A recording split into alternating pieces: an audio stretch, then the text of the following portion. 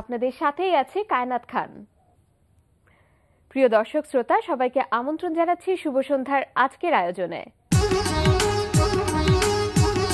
আজ শুভ সন্ধ্যায় থাকছে চলতে থাকা প্রদর্শনী, এনটিভি হাইলাইটস এবং লেখক প্রশান্ত মৃধার সঙ্গে আলাপচারিতা।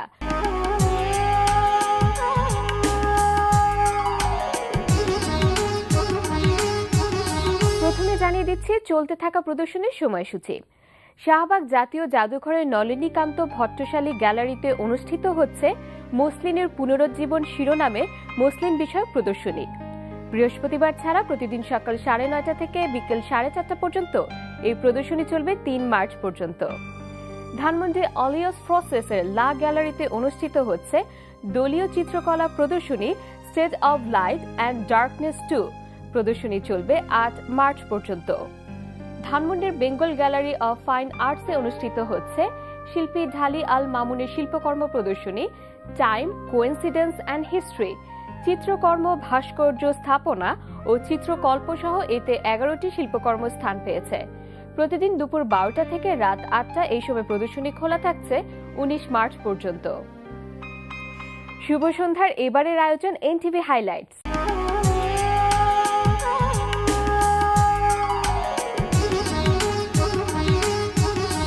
এবার জেনে নিন কি কি থাকছে এনটিভির রাতের অনুষ্ঠান সূচিতে। সন্ধ্যে 6:30টায় থাকছে সাইফুল্লাহ সাইফের প্রযোজনায় অনুষ্ঠান বই বসন্তের শেষ পর্ব। সন্ধ্যে 6:45 দেখবেন গৌতম মণ্ডলের প্রযোজনায় তথ্য ও প্রযুক্তি ভিত্তিক অনুষ্ঠান সাইটেক ওয়াচ। রাত 8:20 থাকছে আবুল হায়াতের পরিচালনায় ধারাবাহিক নাটক আকাশের ওপারে আকাশ। বাবার চা কখনো আবুর মা দিয়েছে, মা দিয়েছেন সবসময়। কেন জানো? সরি ভাবি, আমি আসলে বিষয়টাকে ওভাবে ভেবে দেখিনি। আমি সত্যি একটা বোকামি। রাত 9টায় দেখবেন আলফ্রেড খোকনের প্রযোজনায় সঙ্গীত অনুষ্ঠান তারায় তারায় রচিত। তার ইচ্ছাতে জন্ম মরণ, সে যে সবার প্রাণের প্রাণ, এসব নিয়ে দ্বন্দ্ব কেন, কেউ হিন্দু কেউ মুসলমান। রাত 9:40 থাকছে পান্ত শাহরিয়ারের রচনায় নঈম ইমতিয়াজ নেয়ামুলের পরিচালনায় ধারাবাহিক নাটক বাক্সবন্দী। কি এত জানেন আপনি যে সব বিষয়ে আপনি সবকিছু জানেন? দুই বোনের মধ্যে কথা হবে, সেটা আমি কেন, সারা পৃথিবীর মানুষই তো জানে। রাত 12:10 রয়েছে টক শো এই সময়।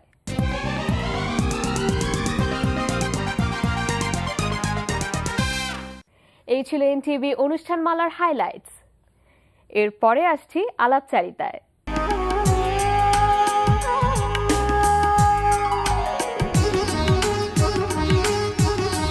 প্রিয় দর্শক, আজ শেষ হচ্ছে বাঙালির প্রাণের মেলা অমর একুশে গ্রন্থমেলা। অমর একুশে গ্রন্থমেলা নিয়ে কথা বলতে আজ আমাদের সঙ্গে আছেন লেখক প্রশান্ত মৃধা।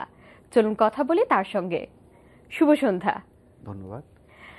আজকে তো বইমেলার শেষ দিন, আর বইমেলা উপলক্ষেই আপনি ঢাকা শহরে আসেন, তো কেমন দেখলেন এইবারের বইমেলা?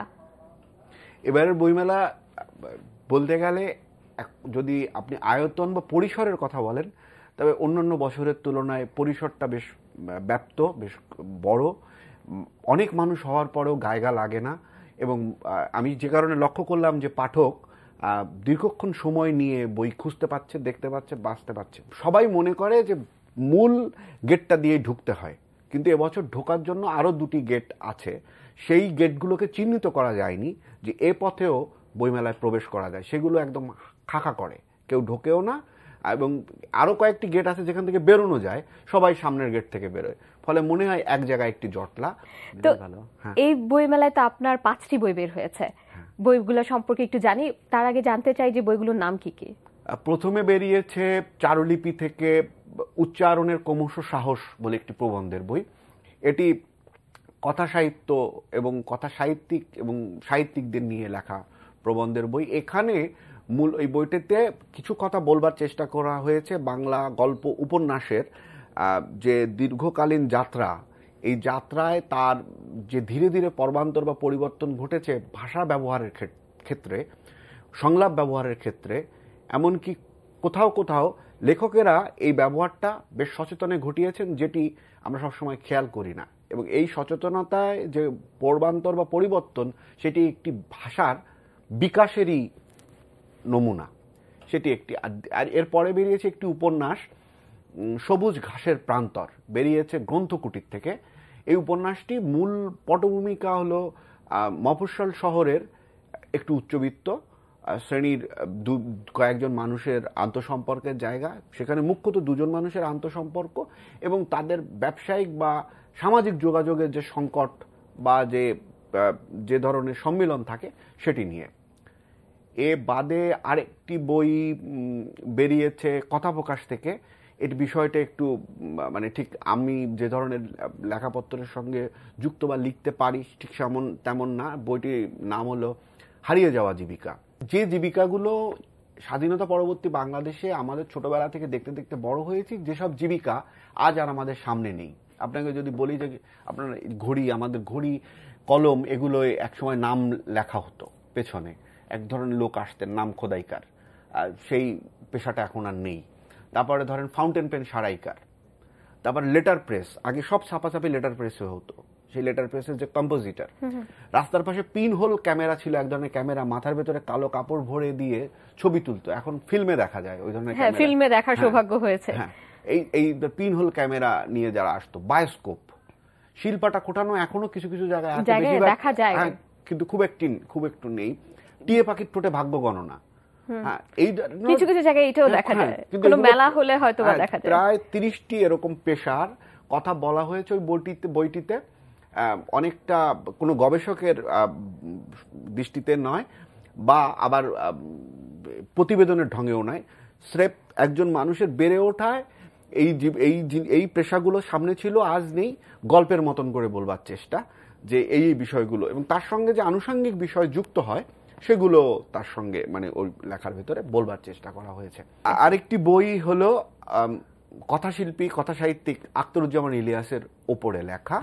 এই বইটির নাম হলো আখতারুজ্জামান ইলিয়াস, কৌতুকী ক্রোধের উত্তাপ। কৌতুকী অর্থাৎ যে আমরা যে ফান করি, কৌতুক করি, জীবনে সর্বত্রই ফান থাকে,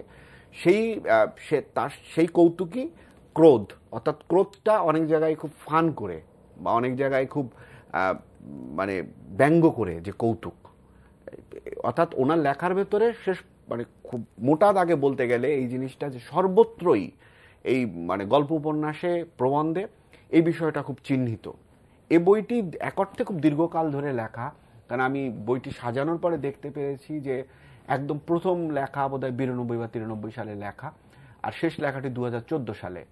এটাই আখতারুজ্জামান ইলিয়াসের গল্প উপন্যাসের কথা যেমন বলা হয়েছে, প্রবন্ধের কথা বলা হয়েছে, যে এগুলো লেখা সম্পর্কে প্রায় প্রাতিষ্ঠানিক কায়দায় আলোচনা।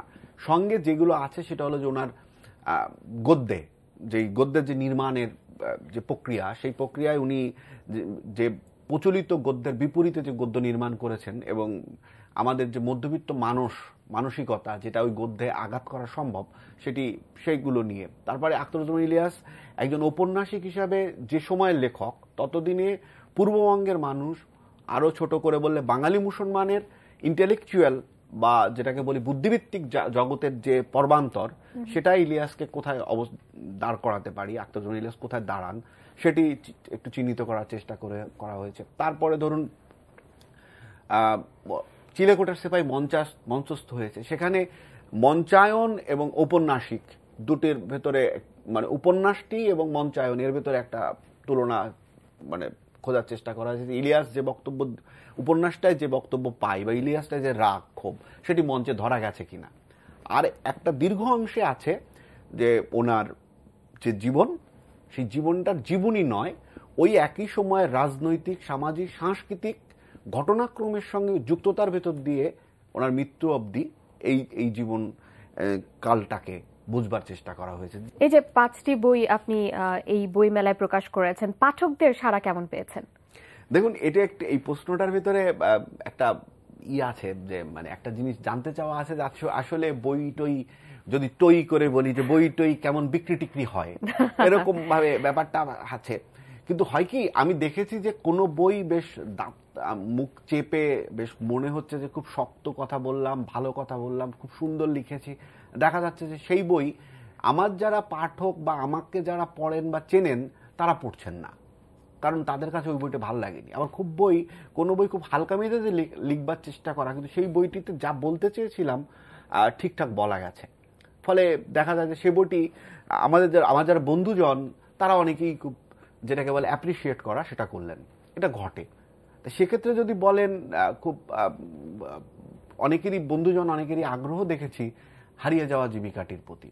এর কারণ হয়তো এই যে আমার গল্প উপন্যাস ইতিপূর্বে যেগুলো বেরিয়েছে তা প্রায় 20টির মতন, সেগুলো তাদের হয়তো জানা জগতের ভেতরে আছে, অথবা এর ভিতরে একটা বড় অংশই পত্রপত্রিকায় ছাপা হয়, বিভিন্ন সাময়িকীতে ঈদ সংখ্যায়, সেখানে তারা ইতিপূর্বে দেখে থাকবে।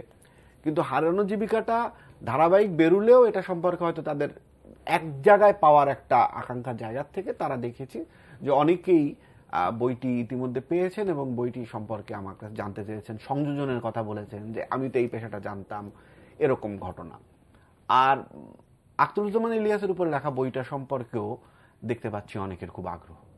এই যে পাঠকদের জন্য বই লিখছেন, যখন লেখকরা বই লেখেন, আমি আপনার কথা একটু জানতে চাই, যখন বইগুলো লিখেছেন তখন কি পাঠকদের কথা, কোনো বিশেষ শ্রেণীর পাঠকদের কথা মনে রেখে লেখা হয়েছে? পণ্য হিসেবে যদি ধরেন, পৃথিবীর যাই পয়সা দিয়ে ক্রয় করা যায় সেটি এক অর্থে পণ্য, কিন্তু সেটি যে মিষ্টি বানাচ্ছে ওটা একটু করে বাজারে উঠলে ওটা পণ্য। অবশ্যই ওটা বাজানোর সময় তার টার্গেট থাকে, টার্গেট অডিয়েন্স থাকে, যেটা কে খাবে। এবং আপনি খেয়াল করে দেখবেন যে একই মিষ্টি আমরা খুব সস্তা দামেও পাই, খুব বড় বেশি দামেও পাই।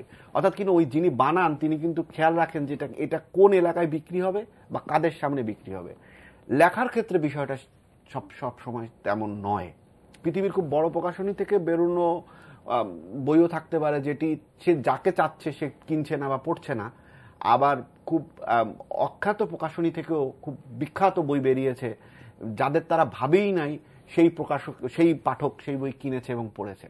ফলে লেখকের আমার ধারণা যেটি একটু অদ্ভুত রসায়ন কাজ করে, যে তার মাথায় সবসময় এটা থাকতে হবে যে কে আমার এই লেখাটি পড়বে। এটা আমার মনে হয় না, অন্তত বাংলা ভাষার ক্ষেত্রে আমি অনেক গুরুত্বপূর্ণ লেখকের কথা জানি যাদের ওই পংক্তিটা পড়লে মনে হয় না যে এটি কাউকে মাথায় রেখে লেখা যে সে পড়বে বলে। আসলে এটি তার এতদিনকার অভিজ্ঞতার অংশ এবং সেটাকে ভাষায় সে নির্মাণ করতে পারছে, সেটি অন্যকে জানানোর জন্য এখানে লিখে গেছে। কোন পাঠক পড়বে এটা সবসময় তার মাথায় ছিল না। এই যে আপনি বলেন যে বাংলা ভাষার লেখকদের কথা, কোন লেখকদেরকে আপনার ভীষণ টানে? এমনি যদি বলি যে ভীষণ টানা মানে হলো আমার খুব প্রিয় লেখক, আর যাদের কাছ থেকে শিখি বুঝি সে তার আর এক ধরনের হতে পারে। তার মানে সব শিক্ষক প্রিয় নাও হতে পারেন। সেই দিক থেকে যদি বিবেচনা করি, ধরেন কালীপ্রসন্ন সিংহর মহাভারত আমার খুব পছন্দের বই, দীর্ঘ প্রবন্ধের গদ্যের লেখা, অনেক বড় বই, সেখান থেকে বাংলা গদ্যের অনেক কিছু বোঝা যায়। বঙ্কিমচন্দ্রের লেখাপত্র পড়তে পারি, কিন্তু আপনি যদি বলেন যে টানা, সেক্ষেত্রে অবশ্যই রবীন্দ্রনাথ ঠাকুর।